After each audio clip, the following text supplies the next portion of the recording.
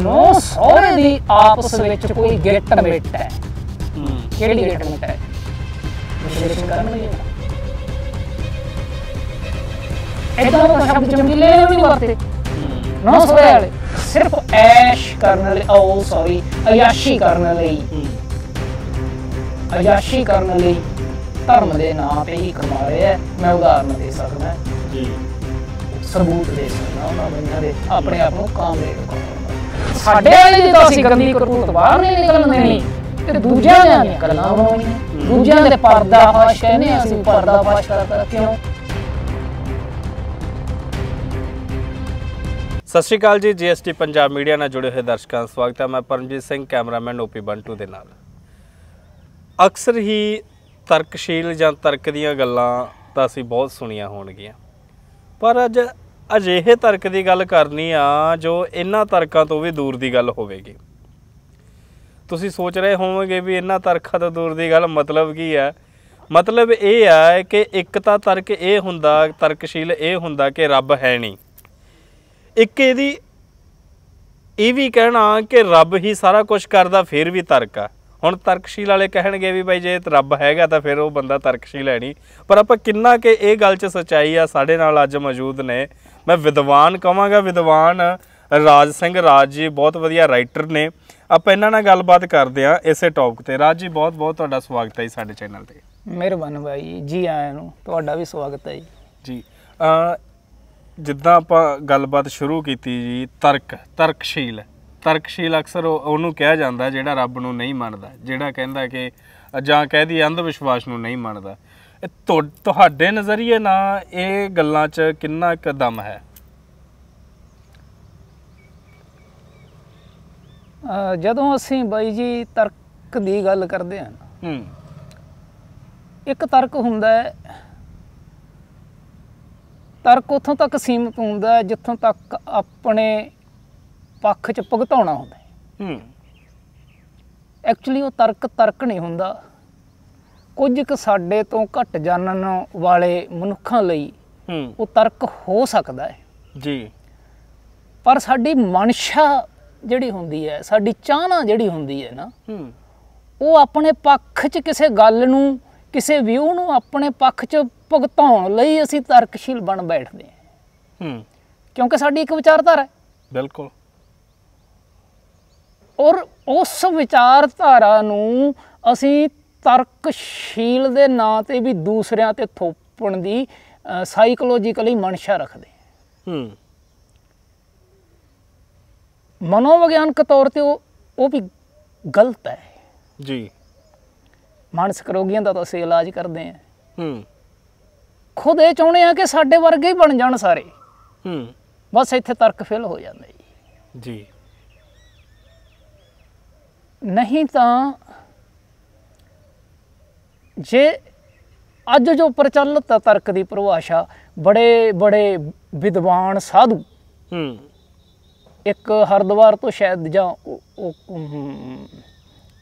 ਇੱਦਾਂ ਦਾ ਹੀ ਕੋਈ ਹੈ ਵੱਡਾ ਧਾਰਮਿਕ ਸਥਾਨ, ਮੈਨੂੰ ਯਾਦ ਨਹੀਂ, ਉੱਥੋਂ ਇੱਕ ਵਿਦਵਾਨ ਨੇ ਐਲਾਨ ਕੀਤਾ ਸੀ, ਔਰ ਪੰਜਾਬ ਦੇ ਬਹੁਤ ਤਰਕਸ਼ੀਲ ਅਗਾਂਹ ਵਧੂ ਤੇ ਕਾਮਰੇਡ ਵੀਰ ਉਹ ਵੀ ਉਹਦੇ ਸਮਰਥਨ ਲਈ ਉੱਥੇ ਪਹੁੰਚੇ ਸੀ ਉਹਦੇ ਆਸ਼ਰਮ ਵਿੱਚ। ਉਹਨੇ ਐਲਾਨ ਕੀਤਾ ਸੀ ਕਿ ਮੈਂ ਇੰਨਾ ਕੁਛ ਜਾਣਨ ਤੋਂ ਬਾਅਦ, ਪੜ੍ਹਨ ਲਿਖਣ ਤੋਂ ਬਾਅਦ ਨਾਸਤਕ ਹੋ ਗਿਆ ਹੈ, ਇਹ ਮੈਂ ਘੋਸ਼ਣਾ ਸ਼ਰੇਆਮ ਕਰਦਾ ਜੀ।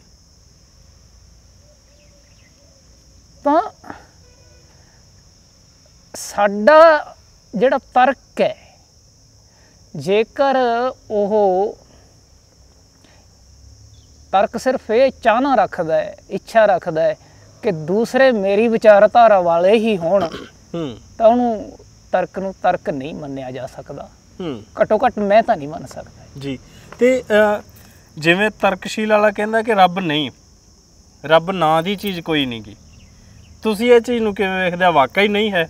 ਪਰਮਜੀਤ ਜੀ, ਇਹ ਸਵਾਲ ਗੰਭੀਰ ਵੀ ਆ, ਮਹੱਤਵਪੂਰਨ ਵੀ ਹੈ ਜੀ, ਕਿਉਂਕਿ ਮਨੁੱਖੀ ਇਤਿਹਾਸ ਵਿੱਚ ਰੱਬ ਦਾ ਜ਼ਿਕਰ ਹੈ ਜਿਹੜਾ, ਉਹ ਝੁਠਲਾਇਆ ਨਹੀਂ ਗਿਆ ਅੱਜ ਤੱਕ ਜੀ। ਰੱਬ ਨੂੰ ਝੁਠਲਾਇਆ ਜਾ ਸਕਦਾ ਹੈ, ਪਰ ਰੱਬ ਦੇ ਜ਼ਿਕਰ ਨੂੰ ਤਾਂ ਅਸੀਂ ਵੀ ਨਹੀਂ ਝੁਠਲਾਉਂਦੇ, ਜ਼ਿਕਰ ਤਾਂ ਅਸੀਂ ਵੀ ਕਰਦੇ ਹਾਂ। ਤੁਸੀਂ ਇਹ ਦੇਖੋ ਕਿ ਗੁਰੂ ਨਾਨਕ ਦੇਵ, ਉਹਨਾਂ ਤੋਂ ਪਹਿਲਾਂ ਕਬੀਰ ਜੀ, ਰਵਿਦਾਸ ਜੀ, ਉਹਨਾਂ ਨੇ ਕੰਮ ਕੀ ਕੀਤਾ ਸੀ ਜੀ। ਅੱਜ ਸਾਡੇ ਕੋਲ ਮੀਡੀਆ ਹੈ, ਅਸੀਂ ਲਿਖ ਕੇ ਆਪਣੇ ਵਿਚਾਰ, ਇਸ ਤੋਂ ਪਹਿਲਾਂ ਅਸੀਂ ਲੇਖਕ ਦੇ ਤੌਰ 'ਤੇ, ਵਿਚਾਰਕ ਦੇ ਤੌਰ 'ਤੇ, ਕਵੀ ਦੇ ਤੌਰ 'ਤੇ ਆਪਣੇ ਤਰਕ ਜਾਂ ਆਪਣੇ ਵਿਚਾਰ ਲਿਖ ਕੇ ਪ੍ਰਗਟ ਕਰਦੇ ਸਾਂ। ਉਹ ਕਿਤਾਬਾਂ 'ਚ, ਰਸਾਲਿਆਂ 'ਚ, ਅਖਬਾਰਾਂ 'ਚ ਛਪਦੇ ਰਹੇ ਆ, ਹੁਣ ਵੀ ਛਪਦੇ ਆ। ਹੁਣ ਵਧੇਰੇ ਜ਼ਮਾਨਾ ਹੋ ਗਿਆ ਮੀਡੀਆ ਦਾ, ਸੋਸ਼ਲ ਮੀਡੀਆ 'ਤੇ ਅਸੀਂ ਆਪਣੇ ਕਰ ਸਕਦੇ ਹਾਂ, ਆਪਣੇ ਵਿਚਾਰ ਰੱਖ ਸਕਦੇ ਹਾਂ, ਹੈ ਨਾ। ਇੱਕ ਤੁਸੀਂ ਇਹ ਸੋਚ ਕੇ ਦੇਖੋ, ਕਬੀਰ ਜੀ ਵੇਲੇ ਇਹ ਸਹੂਲਤਾਂ ਸੀਗੀਆਂ? ਨਹੀਂ ਸਨ। ਉਹਨਾਂ ਨੇ ਉਹ ਲਿਖਤੀ ਰੂਪ 'ਚ ਕਰੀਆਂ ਜਾਂ ਲੋਕਾਂ ਨਾਲ ਸਾਂਝੀਆਂ, ਕਿਸੇ ਸੱਥ 'ਚ ਬੈਠ ਕੇ, ਕਿਸੇ ਰਾਹ ਖੇੜੇ ਜਾਂਦੇ ਜਿਵੇਂ ਤੁਸੀਂ ਮੇਰੇ ਕੋਲੇ ਬੈਠ ਗਏ ਜੀ, ਗੱਲਾਂ ਕਰੀਆਂ। ਉਹਨਾਂ ਦਾ ਸੰਗ੍ਰਹਿ ਹੋ ਗਿਆ। ਅੱਜ ਸਾਡੇ ਕੋਲ ਉਹ ਮੁਕੰਮਲ ਰੂਪ 'ਚ ਕਹਿ ਸਕਦੇ ਹਾਂ ਕਿ ਜਿੰਨੀਆਂ ਵੀ ਗੁਰੂ ਸਾਹਿਬਾਨਾਂ ਨੇ ਸਾਂਭ ਕੇ ਰੱਖੀਆਂ, ਉਹ ਬੜਾ ਵੱਡਾ ਕਾਰਜ ਹੈ ਗੁਰੂ ਅਰਜਨ ਦੇਵ ਜੀ ਦਾ, ਗੁਰੂ ਗ੍ਰੰਥ ਸਾਹਿਬ ਦੀ ਸੰਪਾਦਨਾ ਜੀ। ਉਹਦਾ ਦੇਣ ਅਸੀਂ ਨਹੀਂ ਦੇ ਸਕਦੇ ਜੋ ਉਹਨਾਂ ਨੇ ਕਾਰਜ ਕੀਤੇ ਹੈ। ਕੀ ਉਹ ਤਰਕਸ਼ੀਲ ਨਹੀਂ ਸਨ? ਜੇ ਕਹਿ ਦਈਏ ਉਹ ਵਹਿਮਾਂ ਭਰਮਾਂ ਦਾ ਵਿਰੋਧ ਕਰਦੇ ਸੀ, ਅਸੀਂ ਵੀ ਕਰਦੇ ਹਾਂ। ਜੇ ਅੱਜ ਸਾਡੇ ਕੋਲੇ ਕੈਮੀਕਲੀ, ਰਸਾਇਣਕ ਕਿਰਿਆਵਾਂ ਜਾਂ ਕੁਛ ਜਾਦੂ ਦੇ ਟ੍ਰਿਕ ਅਸੀਂ ਸਟੇਜਾਂ 'ਤੇ ਕਰਕੇ ਆਮ ਲੋਕਾਂ 'ਚੋਂ, ਜਿਹੜੇ ਇਹ ਚੀਜ਼ਾਂ ਨਹੀਂ ਜਾਣਦੇ, ਉਹਨਾਂ ਦੇ ਮਨਾਂ 'ਚੋਂ ਅੰਧ ਵਿਸ਼ਵਾਸ ਕੱਢਣ ਦੇ ਯਤਨ ਕਰਦੇ ਆ, ਚੰਗੇ ਹੈ, ਮਾੜੇ ਨਹੀਂ, ਮੈਂ ਵੀ ਕੀਤੇ ਹੈ। ਉਹ ਆਪਣੇ ਲੈਵਲ 'ਤੇ ਕਰ ਰਹੇ ਜੀ। ਇਹ ਜੋ ਤਰਕਸ਼ੀਲਤਾ ਹੈ ਨਾ, ਜੇ ਉਹ ਇਹ ਕਹੇ ਵੀ ਅਸੀਂ ਤਾਂ ਹੈਗੇ ਤਰਕਸ਼ੀਲ, ਪਰ ਕਬੀਰ ਦੀ ਬਾਣੀ 'ਚ, ਨਾਨਕ ਦੀ ਬਾਣੀ 'ਚ, ਰਵਿਦਾਸ ਜੀ ਦੀ ਬਾਣੀ 'ਚ ਰੱਬ ਦਾ ਜ਼ਿਕਰ ਆਉਂਦਾ ਹੈ, ਤਾਂ ਕਰਕੇ ਉਹ ਤਰਕਸ਼ੀਲ ਨਹੀਂ ਸੀਗੇ। ਅਸੀਂ ਤਰਕਸ਼ੀਲ ਹੈਗੇ ਹਾਂ ਕਿ ਅਸੀਂ ਰੱਬ ਦਾ ਨਾਂ ਨਹੀਂ ਲੈਂਦੇ। ਜਦੋਂ ਅਸੀਂ ਤਰਕ ਦੀ ਗੱਲ ਕਰਦੇ ਹਾਂ, ਅਸੀਂ ਤਰਕਸ਼ੀਲ ਹਾਂ, ਅਸੀਂ ਨਾਸਤਕ ਹਾਂ। ਕਿਹੜੇ ਰੱਬ ਤੋਂ? ਜਿਹਦੇ ਨਾਂ ਤੇ ਧੋਖੇ ਕੀਤੇ ਜਾਂਦੇ ਆ। ਸਾਡਾ ਟਾਰਗੇਟ ਤਾਂ ਉਹੀ ਹੈ ਨਾ, ਵੀ ਰੱਬ ਦੇ ਨਾਂ ਤੇ ਭੋਲੇ ਭਾਲੇ ਲੋਕਾਂ ਨੂੰ ਗੁੰਮਰਾਹ ਕਰਕੇ ਕੋਈ ਛਾਤਰ ਮਨੁੱਖ ਵਿਹਲਾ ਐਸ਼ ਵੀ ਕਰ ਰਿਹਾ ਤੇ ਕਮਾਈਆਂ ਵੀ ਕਰ ਰਿਹਾ, ਤੇ ਐਸ਼ ਸ਼ਬਦ ਮੈਂ ਗਲਤ ਵਰਤ ਗਿਆ, ਸੌਰੀ, ਅਯਾਸ਼ੀਆਂ ਕਰ ਰਹੇ। ਐਸ਼ ਤੇ ਅਯਾਸ਼ੀ ਵਿੱਚ ਫਰਕ ਹੈ ਜੀ। ਐਸ਼ ਕੋਈ ਫਕੀਰ ਵੀ ਕਰ ਸਕਦਾ ਹੈ, ਸਿਰਫ 2 ਡੰਗ ਦੀ ਰੋਟੀ ਖਾ ਕੇ। ਅਯਾਸ਼ੀ ਹੁੰਦੀ ਹੈ ਜਾਂ ਤਾਂ ਰੱਬ ਦੇ ਨਾਂ ਤੇ ਕਮਾ ਕੇ, ਜਾਂ ਜਿਹੜੇ ਸਟਾਰ ਕਲਾਕਾਰ ਕਿਸੇ ਵੀ ਖੇਤਰ 'ਚ ਹੋਣ, ਉਹ ਚਾਹੇ ਗਾਇਕੀ 'ਚ ਹੋਣ, ਚਾਹੇ ਸੰਗੀਤ 'ਚ ਹੋਣ, ਚਾਹੇ ਫਿਲਾਸਫਰ ਹੋਣ। ਸਾਡਾ ਆਪਣਾ ਕੀ ਆ? ਸਾਡੇ ਕੋਲੇ ਦਮਦਾਰ ਗੱਲ ਉਹ ਹੈ। ਬਿਲਕੁਲ। ਤੁਹਾਡਾ ਜ਼ਿੰਦਗੀ 'ਚ ਜੋ ਤੁਸੀਂ ਤਜਰਬਾ ਹਾਸਲ ਕੀਤਾ ਹੈ, ਤੁਹਾਡਾ ਉਹ ਆਪਣਾ ਜੇ ਨਹੀਂ ਆ, ਤਾਂ ਤੁਸੀਂ ਜੋ ਕਮਾਈ ਕਰ ਰਹੇ ਹੋ, ਚਾਹੇ ਫਿਲਾਸਫਰਾਂ ਦੇ ਨਾਂ 'ਤੇ ਕਰੋ, ਚਾਹੇ ਕਿਸੇ ਇੱਕ ਵਿਚਾਰਧਾਰਾ ਦੇ ਪੱਖ 'ਚ ਭੁਗਤ ਕੇ ਕਰੋ, ਇਹ ਸੋਚੋ ਵੀ ਅਸੀਂ ਲੋਕਾਂ ਨੂੰ ਜਾਗਰਿਤ ਕਰ ਰਹੇ ਹਾਂ, ਬਹੁਤ ਮਹੱਤਵਪੂਰਨ ਕੰਮ ਹੈ। ਕੰਮ ਮਹੱਤਵਪੂਰਨ ਹੈ, ਪਰ ਜੇਕਰ ਅਸੀਂ ਉਹ ਲੋਕਾਂ 'ਤੇ ਲੱਦ ਰਹੇ ਹਾਂ ਤੇ ਇਹ ਕਹਿ ਰਹੇ ਹਾਂ ਅਸੀਂ ਰੱਬ ਦਾ ਵਿਰੋਧ ਕਰਦੇ ਹਾਂ, ਉਹਦੇ 'ਚ ਕਿਤੇ ਨਾ ਕਿਤੇ ਸਾਡੇ 'ਚ ਵੀ ਕੁਝ ਖਾਮੀਆਂ ਹੋ ਸਕਦੀਆਂ ਜੀ। ਤੇ ਹੋ ਸਕਦਾ ਹੈ ਇੱਕ ਅਨਪੜ੍ਹ ਮੂਰਖ ਜਿਹਨੂੰ ਅਸੀਂ ਕਹਿੰਦੇ ਆ ਪੜ੍ਹੇ ਲਿਖੇ ਲੋਕ, ਹੂੰ, ਉਹ ਸਾਡੇ ਨਾਲੋਂ ਤੇਜ਼ ਦਿਮਾਗ ਹੈ, ਤਾਂ ਉਹ ਰੱਬ ਦੇ ਨਾਂ ਤੇ ਬਹੁਤ ਵੱਡੀ ਦੁਕਾਨ ਖੋਲ ਕੇ ਬੈਠਾ, ਜਿੱਥੇ ਜਾ ਕੇ ਲੋਕ ਪੈਰਾਂ 'ਚ ਲਿਟਦੇ ਆ, ਹੂੰ, ਪੈਸਾ ਵੀ ਦਿੰਦੇ ਆ, ਉਹ ਬੰਦਾ ਐਸ਼ ਕਰਦਾ ਹੈ। ਹੂੰ, ਤੇ ਜੇ ਇੱਕ ਰੱਬ ਨੂੰ ਨਾ ਮੰਨਣ ਵਾਲੀ ਵਿਚਾਰਧਾਰਾ ਤੇ ਚੱਲਣ ਵਾਲਾ ਬੰਦਾ ਹੂੰ, ਕਿਸੇ ਨਾ ਕਿਸੇ ਰੂਪ 'ਚ, ਮੇਰੇ ਕੋਲ ਉਦਾਹਰਨ ਹੈ ਜੇ ਬੰਦਿਆਂ ਦੀਆਂ ਜੀ, ਜਿਹੜੇ ਕਿਸੇ ਟਾਈਮ ਆਪਣੇ ਆਪ ਨੂੰ ਕਾਮਰੇਡ ਅਖਵਾਉਂਦੇ ਸੀ ਆਪਣੀ ਆਈਡੀ ਦੇ ਨਾਲ, ਰੈਸ਼ਨਲਿਸਟ ਲਿਖ ਕੇ ਪ੍ਰੋਫਾਈਲ ਤੇ, ਔਰ ਬੜਾ ਮਾਣ ਫਖਰ ਮਹਿਸੂਸ ਕਰਦੇ ਸੀ। ਅੱਜ ਉਹ ਬਾਬਾਵਾਦ ਦੇ ਵਿੱਚ ਫਸੇ ਨਹੀਂ, ਬਾਬਾਵਾਦ ਦੇ ਰਾਹੀਂ ਸਿਰਫ ਐਸ਼ ਕਰਨ ਲਈ,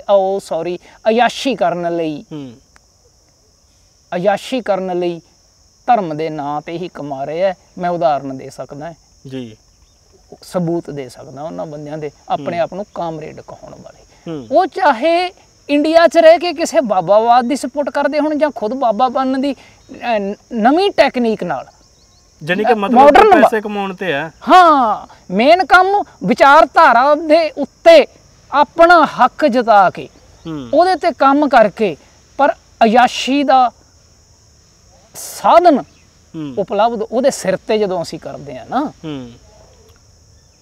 ਉਹਨੂੰ ਤਰਕਸ਼ੀਲਤਾ ਨਾ ਸਮਝਿਆ ਜਾਵੇ। ਉਹਦੇ ਤੇ ਫਖਰ ਨਹੀਂ ਹੋਣਾ ਚਾਹੀਦਾ ਕਿ ਮੈਂ ਨਾਸਤਿਕ ਹੋ ਗਿਆ ਤਾਂ ਬਹੁਤ ਵੱਡਾ ਜੇਤੂ ਹੋ ਗਿਆ। ਮੈਂ ਨਹੀਂ ਸਮਝਦਾ ਇਦਾਂ ਜੇਤੂ ਹੋਈਦਾ ਜੀ। ਧਰਮਾਂ ਦੇ ਨਾਂ ਤੇ, ਰੱਬ ਦੇ ਨਾਂ ਤੇ ਦੁਕਾਨ ਚਲਾਉਣੀ, ਚਾਹੇ ਕਿਸੇ ਨੂੰ ਬੁੱਧੂ ਬਣਾ ਕੇ ਲੁੱਟਣਾ, ਉਹ ਕਿਸੇ ਵੀ ਤਰੀਕੇ ਨਾਲ ਕਰ ਰਿਹਾ ਹੈ।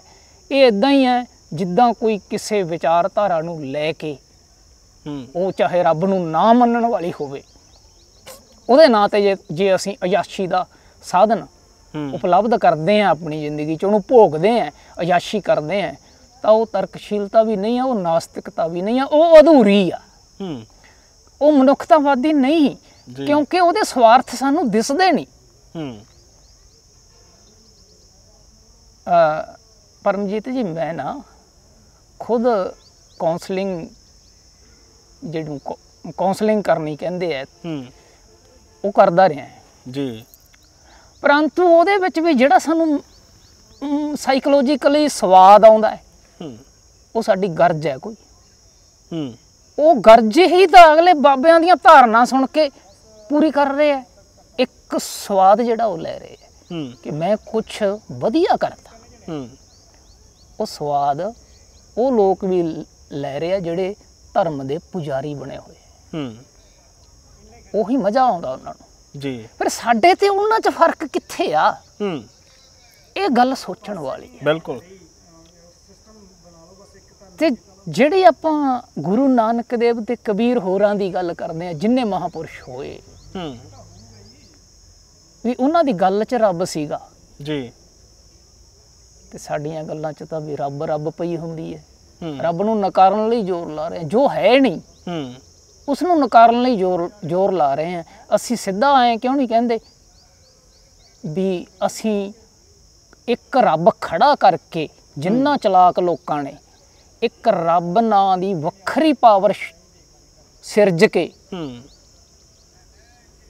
ਉਹਦੇ ਨਾਂ ਤੇ ਕਮਾਈਆਂ ਕਰਦੇ ਆ, ਅਸੀਂ ਉਹਨਾਂ ਦੇ ਵਿਰੋਧ 'ਚ ਜਿਹੜੀ ਚੀਜ਼ ਹੈ ਨਹੀਂ ਉਸ ਉਹਦਾ ਵਿਰੋਧ ਕਰਕੇ ਕਰਨਾ ਕੀ? ਸਾਨੂੰ ਪਤਾ ਲੱਗ ਗਿਆ ਵੀ ਜੋ ਲੋਕ ਕਹਿੰਦੇ ਆ ਰੱਬ, ਉਹਨੂੰ ਖੁਦਾ ਕਹਿਣ, ਚਾਹੇ ਜੋ ਮਰਜ਼ੀ ਆਪਣੀ ਭਾਸ਼ਾ 'ਚ, ਇਹ ਸ਼ਬਦ ਹੈ, ਇੱਕ ਸ਼ਬਦ ਹੈ। ਨਾਸਤਿਕ ਵੀ ਸ਼ਬਦ ਆ, ਆਸਤਿਕ ਵੀ ਸ਼ਬਦ ਹੈ। ਜ਼ਿੰਦਗੀ 'ਚ ਤੁਹਾਡਾ ਜੀਣਾ, ਉਹਦਾ ਢੰਗ ਜੀ, ਉਹਨੂੰ ਸਿੱਖ ਜਿਹੜੇ ਅਪਗ੍ਰੇਡ ਸਿੱਖ ਕਹਾਉਂਦੇ ਆਪਣੇ ਆਪ ਨੂੰ, ਉਹਨੂੰ ਜੀਵਨ ਜਾਂਚ ਕਹਿੰਦੇ ਆ ਜੀ। ਉਹ ਕਹਿੰਦੇ ਗੁਰਬਾਣੀ ਸਾਨੂੰ ਜੀਵਨ ਜਾਂਚ ਸਿਖਾਉਂਦੀ ਹੈ। ਇੱਥੇ ਵੀ ਸੋਚਣ ਵਾਲੀ ਗੱਲ ਹੈ, ਬਾਹਰਲੇ ਦੇਸਾਂ ਵਾਲਿਆਂ ਨੂੰ ਕੌਣ ਸਿਖਾਉਂਦੇ ਆ ਜੀਵਨ ਜਾਂਚ? ਤੇ ਤੁਸੀਂ ਕਹਿੰਦੇ ਹੋ, ਤੁਸੀਂ ਆਪਣੇ ਬੱਚਿਆਂ ਨੂੰ ਕਹਿ ਦਿਓ। ਮੈਂ ਕਿਸੇ ਨਾ ਵਿਦਵਾਨ ਦੀ ਵੀਡੀਓ ਸੁਣੀ ਹੈ ਜੀ, ਉਹ ਦੱਸਦੇ ਸੀ ਤੇ ਉਹ ਅਨੁਭਵ ਤੇ ਉਹ ਵਿਦਵਾਨ ਦਾ ਅਨੁਭਵ ਤੇ ਮੇਰਾ ਅਨੁਭਵ ਇੱਕ ਆ ਜੀ। ਮੈਂ ਦਾਅਵੇ ਨਾਲ ਕਹਿ ਸਕਦਾ ਵੀ ਇਹ ਗੱਲ ਮੈਂ ਆਪਣੇ ਅੰਦਰੋਂ ਕਹਿੰਦਾ ਵੀ ਉਹ ਕਹਿੰਦੇ ਕਿ ਅਸੀਂ ਇਹ ਕਹਿੰਦੇ ਆ ਵੀ ਸੱਚ ਬੋਲਣਾ ਚਾਹੀਦਾ, ਇਹ ਜੀਵਨ ਜਾਂਚ ਹੈ, ਇਮਾਨਦਾਰ ਹੋਣਾ ਚਾਹੀਦਾ ਜੀ, ਕਿਸੇ ਨਾਲ ਬੇਈਮਾਨੀ ਨਹੀਂ ਕਰਨੀ ਚਾਹੀਦੀ, ਧੋਖਾ ਨਹੀਂ ਕਰਨਾ ਚਾਹੀਦਾ। ਇਹ ਸਾਨੂੰ ਧਰਮ ਸਿਖਾਉਂਦਾ, ਇਹੀ ਕਹਿੰਦੇ ਆ ਨਾ ਅਸੀਂ। ਬਿਲਕੁਲ। ਉਹ ਵਿਕਸਿਤ ਦੇਸ਼ਾਂ ਵਾਲੇ ਬੱਚਿਆਂ ਨੂੰ ਜਾ ਕੇ ਕਿਤੇ ਪੁੱਛ ਲਓ, ਸਕੂਲ 'ਚ 8ਵੀਂ ਕਲਾਸ ਦਾ ਬੱਚੇ ਨੂੰ ਤੁਸੀਂ ਦੱਸੋ ਵੀ ਸਾਡਾ ਧਰਮ ਸੱਚ ਬੋਲਣਾ ਸਿਖਾਉਂਦਾ ਹੈ, ਇਮਾਨਦਾਰੀ ਸਿਖਾਉਂਦਾ ਹੈ, ਬੇਈਮਾਨੀ ਨਾ ਕਰੋ, ਧੋਖਾ ਨਾ ਕਰੋ, ਜਿੰਨੀਆਂ ਵੀ ਨੈਤਿਕ ਗੱਲਾਂ ਹੈ ਉਹ ਸਿਖਾਉਂਦਾ ਸਾਡਾ ਧਰਮ। ਮਾਨਵਤਾਵਾਦੀ ਆ। 8ਵੀਂ ਕਲਾਸ ਦਾ ਬੱਚਾ ਕੋਈ ਚੱਲ ਇਹ ਤਾਂ ਸਾਨੂੰ ਸਿਖਾਤਾ, 5ਵੀਂ ਤੱਕ ਉਦੋਂ ਵੀ ਪਹਿਲਾਂ ਸਿਖਾ ਦਿੰਦੇ ਆ। ਔਰ ਵਿਗਿਆਨ ਤਾਂ ਇਹ ਗੱਲ ਕਹਿੰਦਾ ਹੈ ਵੀ ਜਿੰਨਾ ਤੁਹਾਡਾ ਬੁੱਧੀ ਦਾ ਵਿਕਾਸ ਹੋਣਾ ਹੁੰਦਾ ਹੈ ਉਹ 5 ਤੋਂ 7 ਸਾਲ ਦੀ ਉਮਰ ਤੱਕ ਹੋ ਚੁੱਕਿਆ ਹੁੰਦਾ ਹੈ। ਹੋ ਸਕਦਾ ਇਦੋਂ ਵੀ ਘੱਟ ਉਮਰ 'ਚ ਹੋਵੇ। ਉਦੋਂ ਬਾਅਦ ਖਲਾਰਾ ਹੀ ਹੁੰਦਾ ਹੈ ਜੀ, ਵਿਸਥਾਰ ਜਾਣੀ ਉਹ ਵਿਸਥਾਰ ਹੁੰਦਾ ਹੈ। ਜੋ ਅਸੀਂ ਸਿੱਖਣਾ ਹੁੰਦਾ ਹੈ ਉਹ ਤਾਂ ਬਹੁਤ ਛੋਟੀ ਉਮਰ 'ਚ, ਜਦੋਂ ਸਾਨੂੰ ਪਤਾ ਵੀ ਨਹੀਂ ਹੁੰਦਾ ਅਸੀਂ ਸਿੱਖ ਰਹੇ ਹਾਂ, ਉਦੋਂ ਸਿੱਖ ਚੁੱਕੇ ਹੁੰਦੇ ਆ। ਤਾਂ ਕਰਕੇ ਅਸੀਂ ਨਾ ਤਾਂ ਇਹਨੂੰ ਧਰਮ ਕਹਿ ਸਕਦੇ ਹਾਂ ਵੀ ਧਰਮ ਹੀ ਸਿਖਾਊਗਾ। ਇਹ ਇੱਕ ਦ੍ਰਿਸ਼ਟੀਕੋਣ ਹੈ ਮਨੁੱਖ ਦਾ ਜੀ, ਕਿਸੇ ਧਰਮ ਦਾ ਨਹੀਂ। ਜੇ ਕਿਸੇ ਇੱਕ ਧਰਮ ਦਾ ਹੀ ਹੁੰਦਾ ਤਾਂ ਜਿੰਨੇ ਵਧੀਆ ਸਿਧਾਂਤ ਮਨੁੱਖਤਾਵਾਦੀ ਸਿੱਖ ਧਰਮ 'ਚ ਗੁਰੂ ਗ੍ਰੰਥ ਸਾਹਿਬ ਦੇ ਵਿੱਚ ਆ ਜੀ, ਉਹ ਲਾਗੂ ਕੀਤੇ ਜਾ ਸਕਦੇ ਸੀ ਦੁਨੀਆ ਤੇ। ਕਿਉਂ ਨਹੀਂ ਕਰ ਸਕੇ ਅਸੀਂ ਫਿਰ? ਉਹ ਪਹਿਲਾਂ ਹੀ ਪੁੱਠੇ ਮੋੜ ਦਿੰਦੇ ਆ, ਉਹਨਾਂ ਦੇ ਬੱਚੇ ਮੋੜ ਦਿੰਦੇ ਆ, ਕਹਿੰਦੇ ਆਹ ਸਿਧਾਂਤ ਤਾਂ ਅਸੀਂ ਸਿੱਖ ਚੁੱਕੇ ਹਾਂ, ਤਾਂ ਸਦਾਚਾਰ ਦੀਆਂ ਗੱਲਾਂ, ਨੈਤਿਕਤਾ ਦੀਆਂ ਗੱਲਾਂ ਤਾਂ ਅਸੀਂ ਪਹਿਲਾਂ ਹੀ ਜਾਣਦੇ ਹਾਂ, ਅਸੀਂ ਤਾਂ ਬੇਈਮਾਨੀ ਕਰਦੇ ਨਹੀਂ, ਅਸੀਂ ਤਾਂ ਝੂਠ ਬੋਲਦੇ ਨਹੀਂ। 8ਵੀਂ ਕਲਾਸ ਦਾ ਬੱਚਾ ਕਹੂਗਾ, ਤੁਸੀਂ ਜਾ ਕੇ ਗੱਲ ਕਰੋ ਉਹਨਾਂ ਨਾਲ, ਉਹ ਕਹੂਗਾ ਇਹ ਹੋਰ ਕੁਛ ਦੱਸ ਜੋ ਸਾਨੂੰ ਨਹੀਂ ਪਤਾ। ਤਾਂ ਜਿਹੜਾ ਰੱਬ ਦਾ ਸੰਕਲਪ ਹੈ ਨਾ, ਇਹ ਮਨੁੱਖ ਦੇ ਮਨ 'ਚ ਭੈ ਦੇ ਕਾਰਨ ਪੈਦਾ ਹੋਇਆ। ਬਿਜਲੀਆਂ ਕੜਕਦੀਆਂ, ਇਹ ਤਰਕਸ਼ੀਲ ਆਮ ਹੀ ਦੱਸਦੇ ਹੈ। ਜਦੋਂ ਬਿਜਲੀਆਂ ਕੜਕਦੀਆਂ ਤਾਂ ਉਹ ਮਨੁੱਖ ਅੱਜ ਵੀ ਤੁਸੀਂ ਦੇਖੋ ਤਜਰਬਾ ਆਪਣਾ ਸਾਰਿਆਂ ਦਾ ਹੀ। ਕੁੱਤਾ ਪਾਲਤੂ ਡੌਗੀ ਰੱਖਿਆ ਤੁਸੀਂ ਘਰੇ, ਕਿਤੇ ਜਹਾਜ਼ ਲੰਘਦਾ ਹੋਵੇ ਜਾਂ ਬੱਦਲ ਗਰਜਦੇ ਹੋਣ, ਬਿਜਲੀ ਲਸ਼ਕਦੀ ਹੋਵੇ, ਤਾਂ ਉਹ ਡਰ ਕੇ ਜਾਂ ਤਾਂ ਅੰਦਰ ਵੜਦਾ ਹੈ ਜਾਂ ਤੁਹਾਡੇ ਪੈਰਾਂ 'ਚ ਆਉਂਦਾ ਹੈ ਜਾਂ ਮੰਜੇ ਥੱਲੇ ਵੜਦਾ ਹੈ। ਬਹੁਤ ਸਾਰੇ ਡੌਗੀ ਇੱਦਾਂ ਕਰਦੇ, ਲੁਕਣ ਦੀ ਕੋਸ਼ਿਸ਼ ਕਰਦੇ। ਹੋ ਸਕਦਾ ਇੱਦਾਂ ਬਾਂਦਰ ਕਰਦਾ ਹੋਵੇ, ਕਿਉਂ ਨਾ ਕਰੂਗਾ ਉਹ? ਤਾਂ ਉਹ ਜਿਹੜਾ ਡਾਰਵਿਨ ਦਾ ਸਿਧਾਂਤ ਹੈ, ਵਿਕਾਸ ਦਾ ਸਿਧਾਂਤ ਹੈ, ਉਹ ਕਹਿੰਦਾ ਅਸੀਂ ਉੱਥੋਂ ਆਏ ਹਾਂ ਬਾਂਦਰ ਤੋਂ। ਉਹ ਹੋ ਸਕਦਾ ਕਿਸਮ ਇੱਕ ਅਲੱਗ ਪ੍ਰਕਾਰ ਦੀ ਕਿਸਮ 'ਚੋਂ ਆਏ ਹੋਈਏ, ਬਾਂਦਰਾਂ ਦੀਆਂ ਵੱਖਰੀਆਂ ਵੱਖਰੀਆਂ ਕਿਸਮਾਂ ਹੋਣ। ਇੱਕ ਖਾਸ ਕਿਸਮ 'ਚੋਂ ਅਸੀਂ ਹੈ ਜਿਹਨੂੰ ਗਰੀਲਾ, ਹੌਲੀ ਹੌਲੀ ਇੱਦਾਂ ਵਿਕਾਸ ਕਰਦਾ ਕਰਦਾ ਮਨੁੱਖ ਅੱਜ ਵਾਲੀ ਸਥਿਤੀ 'ਚ ਬੜੇ ਸਮੇਂ ਬਾਅਦ ਪਹੁੰਚਿਆ। ਤਾਂ ਉਹਦੀ ਸਿਰਜਣਾ ਤਾਂ ਜਿਹਨੂੰ ਅਸੀਂ ਆਦਿ ਮਾਨਵ ਕਹਿੰਦੇ ਆ, ਅੱਜ ਕੱਲ੍ਹ ਵਾਲੇ ਆਦਿ ਮਾਨਵ ਵੀ ਕਹਿ ਦਿੰਦੇ ਆ। ਉਹ ਆਦਿ ਮਾਨਵ ਜਾਂ ਆਦਿ ਮਾਨਵ ਹੈ ਜਿਹੜਾ, ਉਹ ਜਦੋਂ ਡਰਦਾ ਸੀ ਕੁਦਰਤੀ ਸ਼ਕਤੀਆਂ ਤੋਂ, ਕੁਦਰਤੀ ਨੁਕਸਾਨ ਹੋਣ ਤੋਂ, ਜਾਂ ਉਹਨੂੰ ਸਮਝ ਨਹੀਂ ਆਉਂਦੀ ਸੀ ਵੀ ਇਹ ਕੋਈ ਨੁਕਸਾਨ ਕਰ ਦੂ ਜਾਂ ਨਾ ਕਰ ਦੂ। ਬਿਜਲੀ ਕੜਕਦੀ, ਅੱਜ ਸਾਨੂੰ ਪਤਾ ਸਾਡਾ ਕੋਈ ਨੁਕਸਾਨ ਨਹੀਂ। ਜਿੱਥੇ ਨੁਕਸਾਨ ਦੀ ਸੰਭਾਵਨਾ ਹੈ ਉੱਥੇ ਮਤਲਬ ਉੱਥੇ ਉਪਕਰਨ ਲੱਗੇ ਹੋਏ ਆ, ਕੋਠੀਆਂ ਦੇ ਉੱਤੇ, ਬਿਲਡਿੰਗਾਂ ਦੇ ਉੱਤੇ ਉਪਕਰਨ ਲੱਗੇ ਹੋਏ ਆ, ਉਹਨੂੰ ਜਜ਼ਬ ਕਰ ਲੈਣਗੇ, ਬਿਜਲੀ ਤੁਹਾਡਾ ਨੁਕਸਾਨ ਨਹੀਂ ਕਰੂਗੀ। ਉਸ ਸਮੇਂ 'ਚ ਉਹ ਕਿਤੇ ਉਹਨਾਂ ਨੇ, ਹੋ ਸਕਦਾ ਬਿਜਲੀ ਡਿੱਗੀ ਹੋਵੇ, ਉੱਤੇ ਗੜਗੜਾਹਟ ਹੋਈ ਹੋਵੇ, ਉਹਨਾਂ ਨੇ ਅੱਖੀਂ ਦੇਖਿਆ ਹੋਵੇ ਤੇ ਉਹਨੂੰ ਸਮਝ ਲਿਆ ਹੋਵੇ ਉਹਨਾਂ ਨੇ ਵੀ ਯਾਰ ਇਹ ਤਾਂ ਕੋਈ ਗੈਬੀ ਸ਼ਕਤੀ ਆ। ਹੌਲੀ ਹੌਲੀ ਉਹਨਾਂ ਨੇ ਇਹ ਦੇਵਤਾ, ਅਗਨੀ ਦੇਵਤਾ, ਜੇ ਮੀਂਹ ਨਹੀਂ ਪੈਂਦਾ ਤਾਂ ਇੰਦਰ ਦੇਵਤਾ ਹੈ, ਉਹ ਕਲਪਨਾਵਾਂ ਮਨੁੱਖ ਦੀਆਂ ਵੀ ਜਿਹੜੀ ਸ਼ਕਤੀ ਨਾਲ ਸਾਡੇ 'ਚ ਕੋਈ ਸਮਰੱਥਾ ਨਹੀਂ ਲੜਨ ਦੀ, ਫਿਲਹਾਲ ਮੌਕੇ 'ਤੇ ਜਾਣੀ ਜਦੋਂ ਲੜ ਰਿਹਾ ਉਦੋਂ ਉਹਦਾ ਬੇਬਸੀ ਆ, ਉਹਦੀ ਉਹ ਬੇਬਸੀ ਦੇ ਅੱਗੇ ਗੋਡੇ ਟੇਕਦਾ ਜਦੋਂ ਜੀ, ਤਾਂ ਫਿਰ ਉਹਦੀ ਉੱਥੋਂ ਪੂਜਾ ਸ਼ੁਰੂ ਹੁੰਦੀ ਹੈ। ਤਾਂ ਉਹ ਜਿਹੜਾ ਕਲਪਨਾਸ਼ੀਲ ਮਨੁੱਖ ਹੋਊਗਾ ਉਹਨਾਂ ਦੇ ਵਿੱਚ ਇੱਕ ਕਲਾਕਾਰ, ਉਹਨੇ ਉਹਦੀ ਮੂਰਤੀ ਬਣਾ ਲਈ, ਉਹਦਾ ਨਾਂ ਰੱਖ ਲਿਆ। ਇੱਦਾਂ ਹੀ ਰੱਬ ਹੈ, ਇਹਨੂੰ ਵਿਸਥਾਰ ਜਿੰਨਾ ਮਰਜ਼ੀ ਦੇ ਲਈਏ। ਤੁਹਾਡੀ ਸੋਚ ਦੇ ਮੁਤਾਬਕ ਰੱਬ ਜਿਹਦਾ ਨਾਂ, ਇਹ ਸ਼ਕਤੀ ਹੈ, ਕੋਈ ਪਾਵਰ ਹੈ ਜਾਂ ਨਹੀਂ?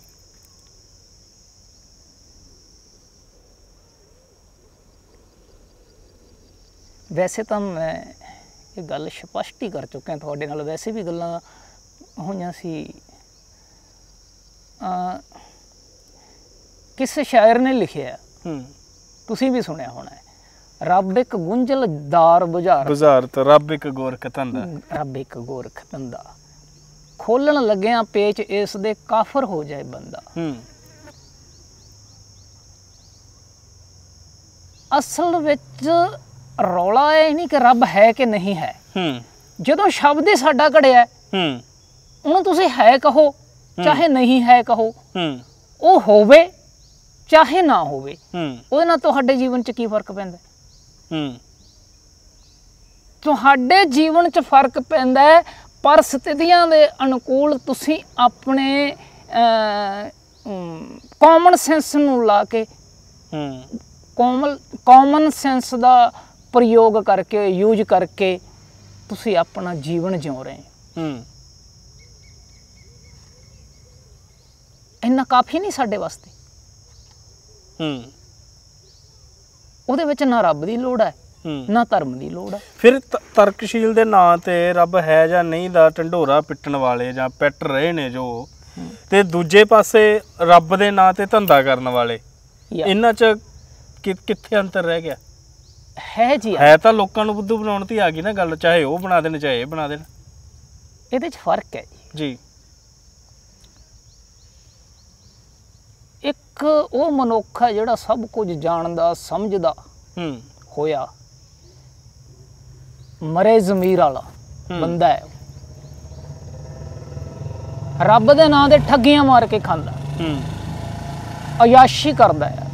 ਕਰਦਾ ਵੀ ਉਹ ਹੈ ਜਿਹੜਾ ਕੁਝ ਤੁਸੀਂ ਅੱਜ ਖਬਰਾਂ 'ਚ ਦੇਖਦੇ ਹੋ, ਬਾਬਿਆਂ ਨੂੰ ਜੇਲ੍ਹਾਂ 'ਚ ਦੇਖਦੇ ਹੋ, ਉੱਦਾਂ ਦਾ ਕਰਦਾ ਧੰਦਾ। ਜਿਨ੍ਹਾਂ ਦੀਆਂ ਤਾਰਾਂ ਸਿੱਧੀਆਂ ਸਿੱਧੀਆਂ ਅੰਡਰਗਰਾਊਂਡ ਵੀ ਵੱਡੇ ਵੱਡੇ ਨੇਤਾਵਾਂ ਨਾਲ ਜੁੜੀਆਂ ਹੋਈਆਂ, ਉਹ ਕਾਰਜ ਉਹ ਕਰਦੇ ਆ ਗੈਰ ਮਨੁੱਖੀ ਧੰਦੇ, ਉਹ ਰੱਬ ਦੇ ਨਾਂ ਤੇ ਕਰਦੇ ਆ। ਅੰਤਰ ਇੱਥੇ ਆ ਕੇ ਹੁੰਦਾ ਕਿ ਜਿਹੜੇ ਪੜ੍ਹੇ ਲਿਖੇ ਇਹਨਾਂ ਚਾਲਬਾਜ਼ੀਆਂ ਤੋਂ ਬਾਹਰ ਨਿਕਲ ਗਏ, ਉਹਨਾਂ ਦੀ ਚਾਹਨਾ ਇਹ ਹੁੰਦੀ ਹੈ ਕਿ ਇਹਨਾਂ ਦੀ ਲੁੱਟ ਤੋਂ ਲੋਕ ਬਚ ਜਾਣ। ਉਹਨਾਂ ਦੀ ਚਾਹਨਾ ਬਹੁਤ ਖੂਬਸੂਰਤ ਤੇ ਪਿਆਰੀ ਹੈ ਜੀ। ਉਹਨਾਂ ਦੀ ਕਹਿ ਲਓ ਚਾਹੇ ਸਾਡੀ ਕਹਿ ਲਓ, ਅਸੀਂ ਵੀ ਉਹਨਾਂ 'ਚ ਹੀ ਹਾਂ। ਜ਼ਰੂਰੀ ਨਹੀਂ ਕਿ ਮੈਂ ਕਾਮਰੇਡ ਹੋ ਗਿਆ ਜਾਂ ਮੈਂ ਨਾਸਤਿਕ ਹੋ ਗਿਆ। ਤਾਂ ਇਹ ਕੌਣ ਕਹਿੰਦਾ ਵੀ ਇਹ ਜ਼ਰੂਰੀ ਹੈ ਵੀ ਉਹ ਰਸ਼ੀਅਨ ਸਾਹਿਤ ਪੜ੍ਹਿਆ ਹੋਊਗਾ ਤਾਂ ਹੀ ਹੋਊਗਾ? ਇਹ ਨਹੀਂ ਜ਼ਰੂਰੀ। ਅਨਪੜ੍ਹ ਬੰਦੇ ਦੇਖੇ ਆ ਮੈਂ, ਜਿਹੜੇ ਕਹਿੰਦੇ ਆ ਵੀ ਹੈ ਨਹੀਂ ਕੁਛ ਵੀ, ਜਿੱਦਾਂ ਦਾ ਧਰਮ ਕਹਿੰਦੇ ਆ, ਜਿੱਦਾਂ ਦਾ ਰੱਬ ਉੱਦਾਂ ਦਾ ਰੱਬ ਹੈ ਨਹੀਂ। ਅਨਪੜ੍ਹ ਬੰਦੇ ਵੀ ਕਹਿੰਦੇ ਆ।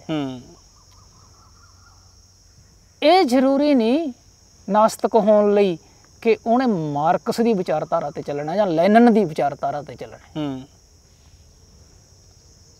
ਮਹੱਤਵਪੂਰਨ ਤਾਂ ਤੁਹਾਡੇ ਜੀਵਨ ਦਾ ਢੰਗ ਆ, ਜਿੱਦਾਂ ਦਾ ਤੁਸੀਂ ਕਾਰਜ ਕਰਕੇ, ਜਿੱਦਾਂ ਦੀ ਤੁਹਾਡੀ ਸ਼ਖਸੀਅਤ ਆ, ਉਹਨੂੰ ਲੈ ਕੇ ਸਮਾਜ ਵਿੱਚ ਵਿਚਰਦੇ ਹੋ ਤਾਂ ਕਾਰਜ ਕਰਦੇ ਹੋ, ਉਹਦਾ ਮਹੱਤਵ ਵਧੇਰੇ ਸਮਝਦਾ ਮੈਂ ਜੀ।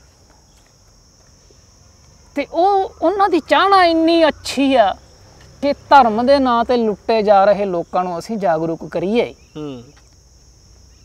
ਪਰ ਜਿੱਥੇ ਜਾ ਕੇ ਅਸੀਂ ਸਟੈਂਡ ਇਹ ਲੈ ਲੈਂਦੇ ਹਾਂ ਵੀ ਪਹਿਲਾਂ ਤਾਂ ਅਸੀਂ ਰੱਬ ਨਾਲ ਹੀ ਲੜਨਾ, ਅਸੀਂ ਇਹ ਸਿੱਧ ਕਰ ਦੇਣਾ ਕਿ ਰੱਬ ਨਹੀਂ ਹੁੰਦਾ। ਚਲੋ ਮੰਨ ਲਓ ਸਾਡੇ ਪਿੰਡ ਦੀ ਗਿਣਤੀ ਆ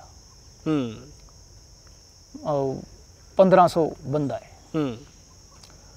1500 ਬੰਦੇ 'ਚੋਂ ਤੁਸੀਂ 400 ਬੰਦਾ ਹੈ ਜਿਹੜਾ ਜੀ, ਉਹ ਆਪਣੀ ਵਿਚਾਰਧਾਰਾ ਦੇ ਨਾਲ ਜੋੜ ਲਿਆ ਪੱਕਾ। ਤੁਹਾਡੇ 'ਚ ਤਾਂ ਉਹਦੇ 'ਚ ਕੋਈ ਫਰਕ ਨਹੀਂ ਰਿਹਾ ਹੁਣ। ਤਾਂ ਉਹ ਬੰਦਾ ਉਹ ਕਾਰਜ ਕਰਨੇ ਸ਼ੁਰੂ ਕਰ ਦੂਗਾ ਜਿਹੜੇ ਤੁਸੀਂ ਕਰ ਰਹੇ ਹੋ। ਉਹ ਵੀ ਕੋਈ ਜ਼ਰੂਰੀ ਨਹੀਂ ਵੀ ਉਹ ਕਰੂਗਾ। ਬਹੁਤ ਬੰਦੇ ਹੈ ਜਿਹੜੇ ਸਮਝ ਲੈਂਦੇ ਹੈ ਵੀ ਇੱਥੋਂ ਤੱਕ ਗੱਲ ਹੋ ਗਈ ਜੀ, ਇਹ ਮੈਂ ਜਾਣ ਲਿਆ, ਹੁਣ ਮੈਂ ਆਪਦੇ ਬੱਚੇ ਪਾਲਦਾ, ਮੈਂ ਕਿਸੇ ਨਾਲ ਟੱਕਰਾਂ ਮਾਰ ਕੇ ਕੀ ਲੈਣਾ। ਕੁਛ ਉਦੋਂ ਵੀ ਜ਼ਬਰਦਸਤ ਬੰਦੇ ਹੁੰਦੇ ਆ ਜਿਹੜੇ ਉਹ ਚਾਹੁੰਦੇ ਆ ਕੋਈ ਸਮਾਜ ਲਈ ਕਰਨਾ, ਫਿਰ ਉਹ ਕਰਦੇ ਆ, ਪਰ ਉਹਦੇ ਨਾਲ ਫਰਕ ਕੀ ਪੈਂਦਾ।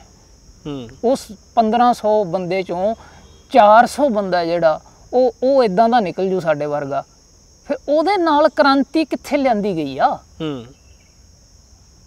ਉਹ ਜਿਸ ਨੂੰ ਅਸੀਂ ਕਹਿ ਦਿੰਦੇ ਆ ਵੀ ਕ੍ਰਾਂਤੀ ਲਿਆਤੀ, ਨਹੀਂ, ਅਜੇ ਤਾਂ ਮੰਨ ਕੇ ਚੱਲੋ। ਕੱਲ ਮੈਂ ਪੜ੍ਹ ਰਿਹਾ ਸੀ ਈਸਾਈ ਧਰਮ ਬਾਰੇ, ਕਿਸੇ ਨੇ ਪੋਸਟ ਪਾਈ ਹੈ ਜੀ ਕਿ ਉਹਨਾਂ 'ਚ ਵਧੇਰੇ ਲੋਕ ਹੈ ਜਿਹੜੇ ਉਹ ਨਾਸਤਕ ਹੋ ਚੁੱਕੇ ਹੈ, ਤੇ ਉਹ ਆਪਣੇ ਜਿਹੜੇ ਧਰਮ ਸਥਾਨ ਆ ਉਹ ਵੇਚ ਰਹੇ ਆ ਜਾਂ ਠੇਕੇ ਤੇ ਦੇ ਰਹੇ ਆ ਹੋਰ ਧਰਮਾਂ ਵਾਲਿਆਂ ਨੂੰ। ਜਿੱਦਾਂ ਅਸੀਂ ਕਹਿੰਦੇ ਆ ਵੀ ਸਾਡਾ ਧਰਮ ਬੜਾ ਮਨੁੱਖਤਾਵਾਦੀ ਹੈ, ਆਧੁਨਿਕ ਧਰਮ ਆ, ਮਾਡਰਨ ਧਰਮ ਦੇ ਵਿੱਚੋਂ ਆਉਣੇ ਆ, ਅਸੀਂ ਕਹਿੰਦੇ ਆ, ਉਹਨਾਂ ਨੂੰ ਵੇਚ ਰਹੇ ਆ ਉਹ ਜੀ ਆਪਣੇ ਧਰਮ ਸਥਾਨ, ਉਹ ਨਾਸਤਕ ਹੋ ਰਹੇ ਆ। ਪਰ ਸੰਭਾਵਨਾ ਜਿਹੜੀ ਮੈਂ ਦੱਸਣੀ ਚਾਹੁੰਦਾ ਨਾ ਉਹ ਇਹ ਆ, ਇਹਨਾਂ ਦਾਅਵਿਆਂ ਨਾਲ ਅਸੀਂ ਜ਼ਿੰਦਗੀ ਭਰ ਖੁਸ਼ ਰਹਿ ਸਕਦੇ ਹਾਂ, ਫੀਲਿੰਗ ਲੈ ਸਕਦੇ ਹਾਂ ਵੀ ਅਸੀਂ ਬੜਾ ਵੱਡਾ ਮੋਰਚਾ ਜਿੱਤ ਲਿਆ, ਪਰ ਅਜੇ ਨਹੀਂ। ਅਜੇ ਅਸੀਂ ਅੰਧ ਵਿਸ਼ਵਾਸਾਂ ਤੋਂ ਤੇ ਕੁਛ ਇੱਕ ਟੌਪਿਕ ਰਹਿ ਗਿਆ ਮਾਨਸਿਕ ਰੋਗਾਂ ਤੋਂ, ਆ ਦੋ ਚੀਜ਼ਾਂ ਤੋਂ ਉੱਪਰ ਨਹੀਂ ਉੱਠੇ। ਮਾਨਸਿਕ ਰੋਗ ਵੀ ਜਿਹੜਾ ਅਸੀਂ ਤਰਕਸ਼ੀਲਤਾ ਦੇ ਨਾਂ ਤੇ ਕੇਸ ਹੱਲ ਕਰਤੇ ਉੱਥੋਂ ਤੱਕ ਸੀਮਿਤ ਹੈ। ਇੰਡੀਆ ਦੇ ਵਿੱਚ ਐਡੇ ਹਾਈ ਲੈਵਲ ਦੇ ਸਾਈਕੋਲੋਜਿਸਟ ਹੈ ਨਹੀਂ, ਹਜੇ ਸਕਾਈਟਰੀ ਹੈ ਨਹੀਂ, ਕਾਉਂਸਲਰ ਹੈ ਨਹੀਂ ਐਡਾ ਵਧੀਆ ਕੋਈ, ਜੇ ਹੈਗੇ ਆ ਤਾਂ ਉਹ ਲੀਡਰਾਂ ਦੀ ਲੱਤ ਥੱਲੇ ਉਹਨਾਂ ਨੂੰ ਸਲਾਹਾਂ ਦਿੰਦੇ ਹੋਣਗੇ, ਇਹ ਮੇਰੀ ਕਲਪਨਾ ਹੈ,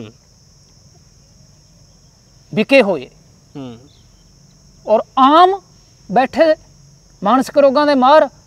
ਮੈਂ ਤੁਹਾਨੂੰ ਦਿਖਾ ਸਕਦਾ, ਮੈਂ ਉਦਾਹਰਣ ਦੇ ਸਕਦਾ ਆਪਣੇ ਆਪ ਦੇ ਨਿੱਜੀ ਜੀਵਨ ਦੀ, ਨਸ਼ਿਆਂ ਤੇ ਲਾਉਂਦੇ ਜੀ,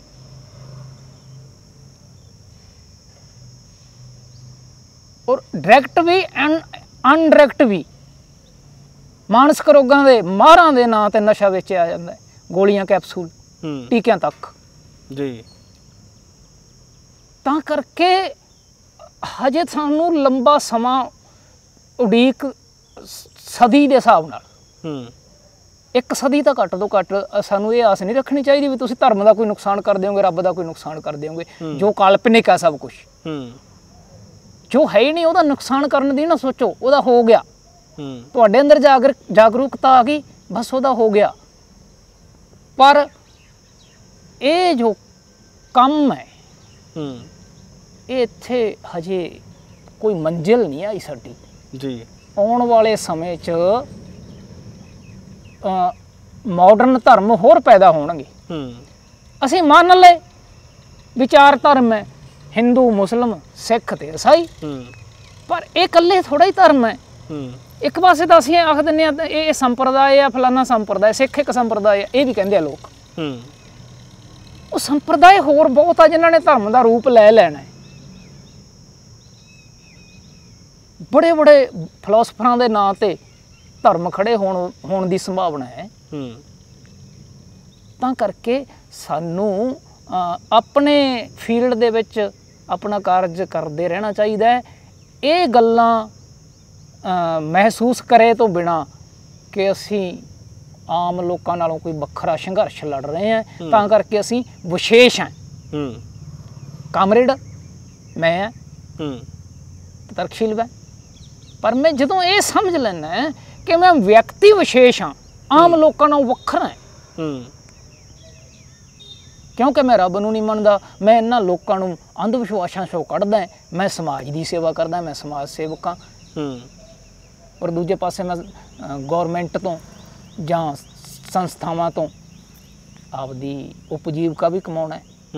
ਜ਼ਰੂਰੀ ਹੈ ਕਮਾਉਣੀ, ਆਪਣੀ ਕਲਾ ਨਾਲ ਹਰੇਕ ਹੀ ਕਮਾਉਂਦਾ, ਉਹ ਬੇਈਮਾਨੀ ਨਾਲ ਕਮਾਉਂਦਾ ਜਾਂ ਇਮਾਨਦਾਰੀ ਨਾਲ ਕਮਾਉਂਦਾ। ਬਾਬੇ ਹੈ, ਸਾਧ ਹੈ, ਧਰਮ ਵਾਲੇ ਹੈ, ਉਹ ਬੇਈਮਾਨੀ ਨਾਲ ਤੇ ਕਰੂਰਤਾ ਨਾਲ ਕਮਾਉਂਦੇ ਹੈ।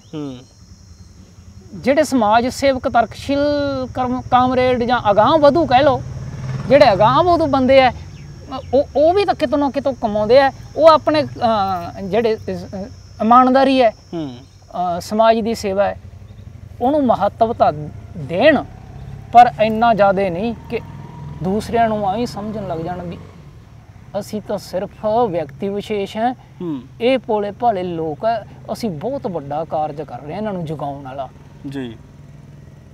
ਮੈਂ ਨਹੀਂ ਸਮਝਦਾ ਕੋਈ ਗੁਰੂ ਨਾਨਕ ਦੇਵ ਤੋਂ, ਕਬੀਰ ਤੋਂ ਜ਼ਿਆਦਾ ਕਰ ਸਕਾਂਗੇ ਅਸੀਂ। ਅਸੀਂ ਤਾਂ ਪੋਸਟ ਦੇ ਉੱਤੇ ਕਮੈਂਟ ਕਰਨ ਤੋਂ ਡਰਦੇ ਹਾਂ। ਲੋਕਤੰਤਰ ਦੇ ਅੰਦਰ, ਵੋਟ ਰਾਜ ਦੇ ਅੰਦਰ, ਡੈਮੋਕ੍ਰੇਸੀ ਦੇ ਅੰਦਰ ਸਾਨੂੰ ਤਰਕਸ਼ੀਲਾਂ ਨੂੰ ਡਰ ਲੱਗਦਾ ਹੈ ਵੀ ਫਲਾਨੇ ਸਾਧ ਦੀ ਪਹੁੰਚ ਬਹੁਤ ਹੈ, ਇੱਥੇ ਆਹ ਕਮੈਂਟ ਮੈਂ ਨਾ ਹੀ ਕਰਾਂ ਤਾਂ ਠੀਕ ਆ। ਇਸ ਸਾਰੇ ਨਹੀਂ ਸੋਚਦੇ ਤਾਂ ਕੁਛ ਸੋਚਦੇ ਹੈ, ਮੈਂ ਜਾਣਦਾ ਜੀ। ਆਪਣੇ ਆਪ ਨੂੰ ਬਚਾ ਕੇ ਚੱਲਣਾ, ਬਗਾਨੇ ਪੁੱਤਾਂ ਨੂੰ ਜਾਗਰੂਕ ਕਰਕੇ ਉਹ ਅੱਗ 'ਚ ਝੋਕ ਦੇਣਾ। ਇਹੀ ਤਾਂ ਧਰਮ ਵਾਲਾ, ਇਹੀ ਤਾਂ ਧਰਮਾਂ ਦਾ ਏਜੰਡਾ ਹੈ। ਮਰਨ ਲਈ ਅਗਾਂਹ ਕਰੋ ਦੂਸਰਿਆਂ ਨੂੰ, ਕ੍ਰਾਂਤੀ ਉਹ ਲਿਆਉਣਗੇ। ਸਾਡੇ ਕੋਲੇ ਵਿਚਾਰ ਹੈ, ਵਿਚਾਰ ਅਸੀਂ ਦੂਸਰਿਆਂ ਦੇ ਅੰਦਰ ਭਰ ਕੇ ਉਹਨਾਂ ਨੂੰ ਤਿਆਰ ਕਰਕੇ ਜਿੱਥੇ ਜਾ ਕੇ ਖਤਰਾ ਹੈ ਉੱਥੇ ਜਾ ਕੇ ਨਹੀਂ ਬੋਲਣਾ, ਉੱਥੇ ਜਾ ਕੇ ਬੁਲਾਉਣਾ ਹੈ ਬਗਾਨੇ ਪੁੱਤਾਂ ਨੂੰ। ਉਹ ਜਿਹੜੇ ਜਜ਼ਬਾਤੀ ਹੁੰਦੇ ਆ, ਜਜ਼ਬਾਤੀ ਬੰਦਾ ਤਰਕਸ਼ੀਲ ਖੇਤਰ 'ਚ ਵੀ ਹੁੰਦਾ। ਮੈਂ ਰਿਹਾ, ਮੇਰੇ ਵਰਗਾ ਜਜ਼ਬਾਤੀ ਕਿਤੇ ਤੁਹਾਨੂੰ ਬਿਰਲਾ ਹੀ ਮਿਲੂਗਾ। ਔਰ ਇਹਨਾਂ ਜਜ਼ਬਾਤਾਂ ਦਾ ਧਰਮ ਵੀ ਫਾਇਦਾ ਉਠਾਉਂਦੇ ਆ। ਪਹਿਲਾਂ ਧਰਮ ਉਠਾਉਂਦੇ ਆ, ਜਦੋਂ ਜਾਗਰੂਕ ਹੋ ਕੇ ਉਹੀ ਬੰਦਾ ਤਰਕਸ਼ੀਲ ਬਣ ਜਾਂਦਾ ਹੈ। ਉਹ ਇੱਕ ਸੰਸਥਾ ਦੇ ਬੰਦੇ ਕੁਛ ਗਿਣਵੇਂ ਚੁਣਵੇਂ ਉਹ ਉਹਨੂੰ ਵੀ ਉਵੇਂ ਯੂਜ਼ ਕਰ ਲੈਂਦੇ ਆ। ਇਹਨੂੰ ਅਸੀਂ ਤਰਕਸ਼ੀਲਤਾ ਕਹਾਂਗੇ। ਤਾਂ ਕਰਕੇ ਸਾਨੂੰ ਇਹ ਨਹੀਂ ਸੋਚਣਾ ਚਾਹੀਦਾ ਕਿ ਧਰਮ ਐਡੀ ਛੇਤੀ ਮਨੁੱਖਤਾ ਦਾ ਖਹਿੜਾ ਛੱਡੂਗਾ। ਹਾਂ ਠੀਕ ਹੈ, ਜੋ ਚੱਲ ਰਿਹਾ ਹੈ ਸਮਾਜ ਦੇ ਅੰਦਰ ਧਰਮ ਦੇ ਨਾਂ 'ਤੇ ਠੱਗੀਆਂ ਵੀ ਚੱਲ ਰਹੀਆਂ, ਅਤੇ ਹੁਣ ਕਲਾਕਾਰਾਂ ਦੇ ਨਾਂ 'ਤੇ ਨਹੀਂ ਕਰਦੇ। ਉੱਥੇ ਅਸੀਂ ਕਿੰਨਾ ਕੁ ਬੋਲਦੇ ਹਾਂ ਜੀ ਕਿ ਉਹਨਾਂ ਦੇ ਅਸੀਂ ਇਹ ਸਮਝਦੇ ਹਾਂ ਜਿਨ੍ਹਾਂ ਨੇ ਸਾਨੂੰ ਇਹ ਮਨੁੱਖਤਾਵਾਦੀ ਸਿਧਾਂਤ ਦਿੱਤੇ ਆ ਉਹ ਤਾਂ ਕਲਾਕਾਰ ਸੀ। ਉਹ ਤਾਂ ਕਲਾਕਾਰ ਨਹੀਂ ਸੀ, ਸੌਰੀ। ਬਸ ਜਿਹੜੇ ਗਾਉਂਦੇ ਹੁੰਦੇ ਆ ਜਾਂ ਸਿਤਾਰ ਵਗੈਰਾ ਵਜਾਉਂਦੇ ਆ, ਉਹ ਇੱਕ ਖਾਸ ਕਲਾ ਦੇ ਅੰਦਰ ਨਿਪੁੰਨ ਹੈ ਜਿਹੜੇ, ਉਹਨਾਂ ਨੂੰ ਤਾਂ ਅਸੀਂ ਕਲਾਕਾਰ ਕਹਿ ਦਿੰਦੇ ਹਾਂ, ਫਨਕਾਰ ਕਹਿ ਦਿੰਦੇ ਹਾਂ। ਉਹ ਵੀ ਕਲਾਕਾਰੀ ਹੈ, ਉਹ ਵੀ ਕਲਾਕਾਰੀ ਹੈ। ਜੇ ਅਸੀਂ ਉਹਨਾਂ ਕਲਾਕਾਰਾਂ ਦੀ ਗੱਲ ਕਰਦੇ ਹਾਂ ਜਿਨ੍ਹਾਂ ਨੇ ਮਨੁੱਖਤਾਵਾਦੀ ਸਿਧਾਂਤ ਦਿੱਤੇ ਹੈ, ਉਹ ਉਹਨਾਂ ਦੀ ਕਲਾ ਹੈ, ਉਹ ਕਲਾਕਾਰ ਹੈ। ਤੇ ਦੂਜੇ ਕਲਾਕਾਰ ਜਿਹੜੇ ਸਮਾਜ ਦਾ ਕੋਝ ਸਾਨੂੰ ਦਿਖਾਉਂਦੇ ਹੈ, ਉਹਨਾਂ ਬਾਰੇ ਸਾਡੇ ਤਰਕਸ਼ੀਲ ਵੀ ਸਦਾਚਾਰੀ, ਉਹ ਅਖੌਤੀ ਸਦਾਚਾਰ ਪ੍ਰਗਟ ਕਰਦੇ ਆ ਉੱਥੇ ਵੀ ਆਹ ਗੀਤ ਲੁੱਚਾ, ਆਹ ਸੱਭਿਆਚਾਰਕ ਹੈ। ਤੇ ਜਿਹੜੇ ਕਲਾਕਾਰਾਂ ਦੇ ਗੀਤਾਂ ਨੂੰ ਸੱਭਿਆਚਾਰਕ ਕਹਿੰਦੇ ਹੁੰਦੇ ਆ, ਜੇ ਉਹਨਾਂ ਗੀਤਾਂ ਨੂੰ ਸਾਹਮਣੇ ਰੱਖ ਦਈਏ ਫਿਰ ਉਹ ਗਿੱਚੀ ਖੁਰਕਦੇ ਆ। ਹੁਣ ਜਦੋਂ ਅਗਾਂਹ ਵਧੂ ਸਦਾਚਾਰੀ, ਨੈਤਿਕਤਾ, ਇਹ ਸਾਰਿਆਂ ਨੂੰ ਮਿਲਾ ਕੇ ਚੱਲਦਾ ਜਦੋਂ ਕੋਈ ਬੰਦਾ, ਤੇ ਇਹ ਕਹਿੰਦਾ ਬਈ ਚਮਕੀਲੇ ਨੇ ਤਾਂ ਬਹੁਤ ਲੁੱਚੇ ਗੀਤ ਗਾਏ ਆ, ਲੱਚਰਤਾ ਸੀ। ਉਹੀ ਬੰਦਾ ਕਹਿੰਦਾ ਗੁਰਦਾਸ ਮਾਨ ਵਰਗਾ ਸੱਭਿਆਚਾਰ ਦਾ ਪੁੱਤ ਹੀ ਕੋਈ ਨਹੀਂ। ਕਿਉਂ? ਇਹ ਮਾਪਦੰਡ ਕਿੱਥੋਂ ਲਿਆਂਦਾ ਕਿਸੇ ਤਰਕਸ਼ੀਲ ਨੇ ਬਈ? ਕੱਲ੍ਹ ਜਦੋਂ ਭਾਬੀ ਨੇ ਕਿਤਾਬਾਂ ਸੀ ਫਰੋਲੀਆਂ, ਡਿੱਗ ਪਈਆਂ ਵਿੱਚੋਂ ਕੰਪੋਜ ਦੀਆਂ ਗੋਲੀਆਂ, ਨਸ਼ਿਆਂ ਵਿੱਚ ਪੈ ਗਈਆਂ ਮੈਂ ਤੇਰੇ ਹੀ ਵਾਸਤੇ, ਧੇਲੇ ਦੀ ਰਹਿ ਗਈਆਂ ਮੈਂ ਤੇਰੇ ਹੀ ਵਾਸਤੇ, ਤੂੰ ਨਾ ਫੜਾਵੇਂ ਸਾਨੂੰ ਪੱਲਾ, ਵੇ ਸੋਹਣਿਆ ਮੋੜ ਦੇ ਨਿਸ਼ਾਨੀ ਮੇਰੀ ਛੱਲਾ। ਕਿਹੜੀ ਸੇਧ ਹੈ ਇਹਦੇ ਵਿੱਚ? ਸਮਾਜ ਨੂੰ ਕੀ ਸੇਧ ਹੈ ਇਹਦੇ ਵਿੱਚ? ਗੁਰਦਾਸ ਮਾਨ ਦਾ ਗੀਤ ਹੈ ਚੁਗਲੀਆਂ ਜੀ। ਠੀਕ ਆ, ਸਾਡੀਆਂ ਔਰਤਾਂ ਚੁਗਲੀਆਂ ਕਰਦੀਆਂ, ਲੋਕਧਾਰਾ ਦਾ ਇੱਕ ਅੰਗ ਹੈ। ਪਰ ਲੋਕਧਾਰਾ 'ਚੋਂ ਕਨਸੈਪਟ ਲੈ ਕੇ ਰਿਸ਼ਤਿਆਂ ਦੇ ਨਾਲ ਸੰਬੰਧਿਤ ਜੇ ਚਮਕੀਲਾ ਗਾ ਦਿੰਦਾ ਤਾਂ ਉਹ ਲੱਚਰ ਹੋ ਜਾਂਦਾ। ਤੇ ਉਹੀ ਭਾਵਨਾਵਾਂ ਦੀ ਅਭਿਵਿਅਕਤੀ ਉਹਦੇ ਵਿੱਚ ਕੀਤੀ ਜਾਂਦੀ ਹੈ ਕਿ ਇੱਕ ਔਰਤ ਦੂਜੀ ਔਰਤ ਕੋਲੇ ਚੁਗਲੀਆਂ ਕਰਦੀ ਆ, ਉਸ ਵਿਸ਼ੇ ਤੇ ਗੀਤ ਆ ਚੁਗਲੀਆਂ ਵੀ ਨੌ ਸਹੁਰੇ ਦੀ ਆਪਸ ਵਿੱਚ ਕੋਈ ਗਿੱਟ ਮਿੱਟ ਹੈ। ਕਿਹੜੀ ਗਿੱਟ ਮਿੱਟ ਹੈ? ਵਿਸ਼ਲੇਸ਼ਣ ਕਰਨਗੇ ਇਹਦਾ। ਇਦਾਂ ਦਾ ਤਾਂ ਸ਼ਬਦ ਚਮਕੀਲੇ ਨੇ ਵੀ ਨਹੀਂ ਵਰਤੇ ਨੌ ਸਹੁਰੇ ਵਾਲੇ। ਉਹ ਤਾਂ ਉਹਨਾਂ ਰਿਸ਼ਤਿਆਂ ਦੀ ਵਰਜਣਾ ਦੇ ਵਿੱਚ ਆਉਂਦੇ ਆ ਜਿਹੜੇ ਸਿਰਫ ਨਾਵਲਾਂ ਤੇ ਕਹਾਣੀਆਂ 'ਚ ਹੀ ਅਜੇ ਤੱਕ ਜ਼ਿਕਰ ਕੀਤਾ ਗਿਆ। ਇਹ ਗੀਤਾਂ 'ਚ ਲੈ ਆਏ। ਤੇ ਜੇ ਉਹ ਲੋਕ ਧਾਰਾਂ 'ਚੋਂ ਉਪਜੇ, ਸਾਡੇ ਰਿਸ਼ਤਿਆਂ 'ਚੋਂ ਉਪਜੇ ਗੀਤ ਹੈ, ਉਹ ਲੱਚਰ ਹੋ ਗਏ। ਇੱਥੇ ਸਾਡੀ ਤਰਕਸ਼ੀਲਤਾ ਕਿੱਥੇ ਜਾਂਦੀ ਹੈ? ਇੱਕ ਨੂੰ ਅਸੀਂ ਲੱਚਰ ਆਖੀ ਜਾਂਦੇ ਹਾਂ, ਇੱਕ ਨੂੰ ਸੱਭਿਆਚਾਰ ਦਾ ਸਪੂਤ ਆਖੀ ਜਾਂਦੇ ਹਾਂ। ਠੀਕ ਆ, ਕਲਾ ਮੇਰੇ ਵਰਗੇ ਬੰਦੇ ਵਾਸਤੇ ਕਲਾ ਪੂਜਣਯੋਗ ਹੈ, ਉਹ ਚਾਹੇ ਗੁਰਦਾਸ ਮਾਨ ਦੀ ਹੈ। ਮੈਂ ਉਹਦੀ ਅਦਾਕਾਰੀ ਦਾ ਬਹੁਤ ਕਾਇਲ ਹਾਂ। ਪਰ ਗੱਲ ਇਹ ਆ ਜਾਂਦੀ ਹੈ ਜਦੋਂ ਸਾਡੇ ਅੰਦਰ ਰਹਿਣ ਵਾਲੇ ਬੰਦੇ ਦੋਗਲੀ ਨੀਤੀ ਵਰਤਦੇ ਤੇ ਸਮਝਦੇ ਆ ਕਿ ਅਸੀਂ ਤਰਕਸ਼ੀਲ ਹਾਂ। ਇਦਾਂ ਤਰਕਸ਼ੀਲਤਾ ਨਹੀਂ ਜੀ। ਅਸੀਂ ਤਾਂ ਉੱਥੇ ਜਾ ਕੇ ਡੋਲ ਜਾਂਦੇ ਹਾਂ ਜਦੋਂ ਸਮਾਜ 'ਚ ਧੀਆਂ ਪੁੱਤਾਂ ਦੇ ਵਿਆਹ ਕਰਨੇ ਹੁੰਦੇ ਆ। ਤਰਕਸ਼ੀਲਤਾ ਕਿਧਰੇ ਹੀ ਜਾਂਦੀ ਹੈ ਬਾਈ ਜੀ, ਅੱਖੀਂ ਦੇਖਿਆ ਜੀ। ਜਦੋਂ ਧੀਆਂ ਪੁੱਤਾਂ ਦੇ ਵਿਆਹ ਕਰਨੇ ਹੁੰਦੇ ਆ ਨਾ, ਉਦੋਂ ਤਰਕਸ਼ੀਲਤਾ ਜਿਹੜੀ ਲੋਕਾਂ ਨੂੰ ਸਮਝਾਈ ਹੁੰਦੀ ਹੈ ਖੂਹ 'ਚ ਪੈ ਜਾਂਦੀ ਹੈ। ਉਦਾਹਰਨ ਹੈ ਮੇਰੇ ਕੋਲ ਜੀ। ਤਾਂ ਕਰਕੇ ਹੁਣ ਪਿਆਰੇ ਤਾਂ ਮੈਨੂੰ ਉਹ ਵੀ ਉਨੇ ਹੀ ਆ, ਮੇਰੇ ਆ ਉਹ ਜਿਹਦਾ ਮੈਂ ਤਰਕਸ਼ੀਲਾਂ ਦੀ ਗੱਲ ਕਰਾਂ ਤੇ ਕਾਮਰੇਡਾਂ ਦੀ ਗੱਲ ਕਰਾਂ, ਜਾਣੀ ਕਿ ਧਰਮ 'ਚ ਵੀ ਚੰਗੇ ਬੰਦੇ ਹੈਗੇ। ਧਰਮ ਵਾਲੇ ਸਦਾਚਾਰੀ ਵੀ ਹੈ, ਨੈਤਿਕ ਵੀ ਹੈ, ਪਰ ਨੈਤਿਕਤਾ ਦਾ ਮਖੌਟਾ ਉੱਡ ਕੇ ਤਰਕਸ਼ੀਲਾਂ 'ਚ ਤੇ ਕਾਮਰੇਡਾਂ 'ਚ ਵੀ ਬਹੁਤ ਹੈ। ਚਰਿੱਤਰਹੀਣ ਵੀ ਬਹੁਤ ਹੈ ਜੀ। ਜੇ ਧਰਮ 'ਚ ਚਰਿੱਤਰਹੀਣ ਤਾਂ ਸਾਡੇ 'ਚ ਵੀ ਚਰਿੱਤਰਹੀਣ ਬੰਦੇ ਹੈਗੇ ਆ। ਅਸੀਂ ਉਹਨਾਂ ਨੂੰ ਤਾਂ ਨੱਪ ਕੇ ਰੱਖਦੇ ਹਾਂ। ਉਹਨਾਂ ਦੀਆਂ ਖਾਮੀਆਂ ਤਾਂ ਅਸੀਂ ਲੁਕੋ ਕੇ ਰੱਖਦੇ ਹਾਂ ਕੱਛਾਂ 'ਚ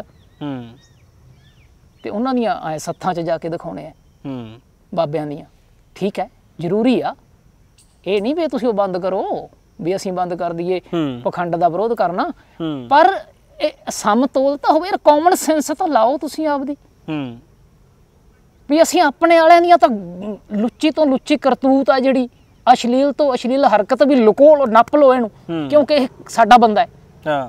ਤੇ ਜੇ ਉਹੀ ਨਿੱਕੇ ਮੋਟੇ ਸਾਧ ਨੇ ਕਰਤੀ, ਤਜਰਬਾ ਹੈ ਮੇਰਾ ਇਹ, ਉਹੀ ਸਾਡੇ ਵਾਲੇ ਜੇ ਨਿੱਕੇ ਮੋਟੇ ਸਾਧ ਨੇ ਕਰਦੇ ਜਲੂਸ ਚੌਂਕ 'ਚ ਲਿਜਾ ਕੇ ਜਲੂਸ ਕੱਢਣ ਤੱਕ ਜਾਂਦੇ ਆ, ਵੀਡੀਓ ਬਣਾਉਂਦੇ ਆ, ਸਾਰਾ ਕੁਝ ਕਰਦੇ ਆ। ਉਹੀ ਜਦੋਂ ਸਾਡਾ ਬੰਦਾ ਕਰਦਾ ਹੈ ਉਦੋਂ ਉਹਨੂੰ ਲੁਕਾਇਆ ਜਾਂਦਾ ਹੈ।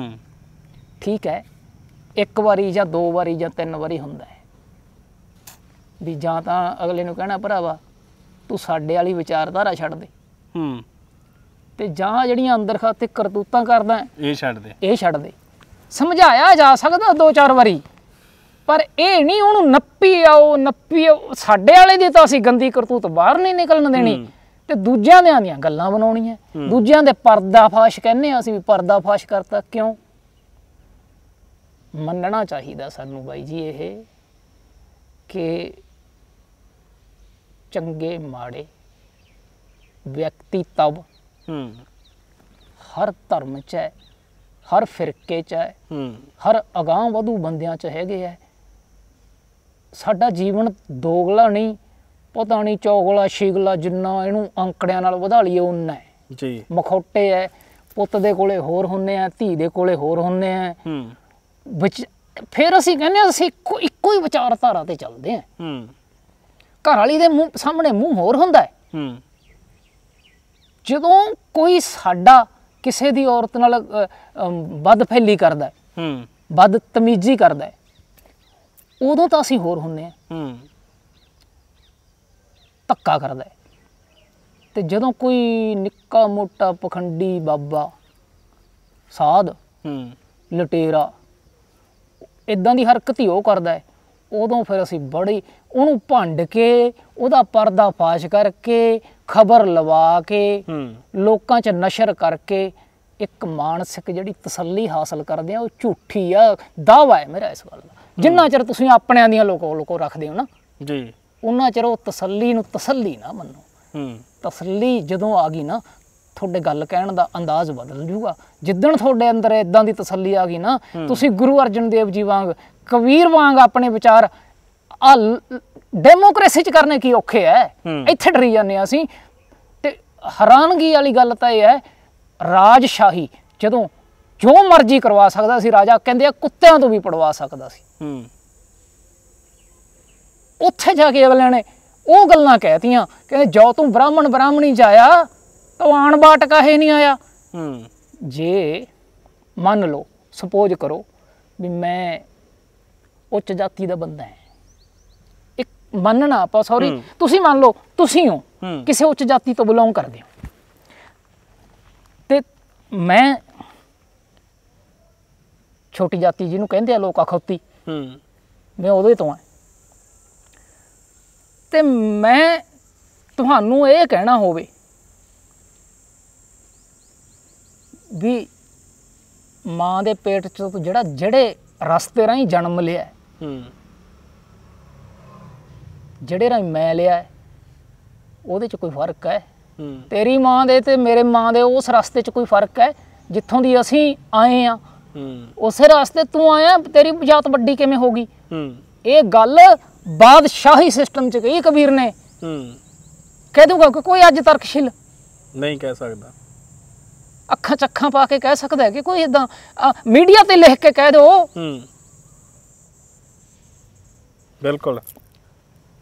ਪਰ ਇੱਕ ਛੋਟੇ ਲੈਵਲ ਤੇ ਇੱਕ ਸਟੇਜ ਲੈ ਕੇ ਇੱਕ ਪਲੇਟਫਾਰਮ ਦੇ ਉੱਤੇ ਚੰਦ ਕੁ ਲੋਕਾਂ 'ਚ ਇਹ ਗੱਲਾਂ ਕਰ ਲੈਣੀਆਂ ਬਹੁਤ ਸੌਖੀਆਂ।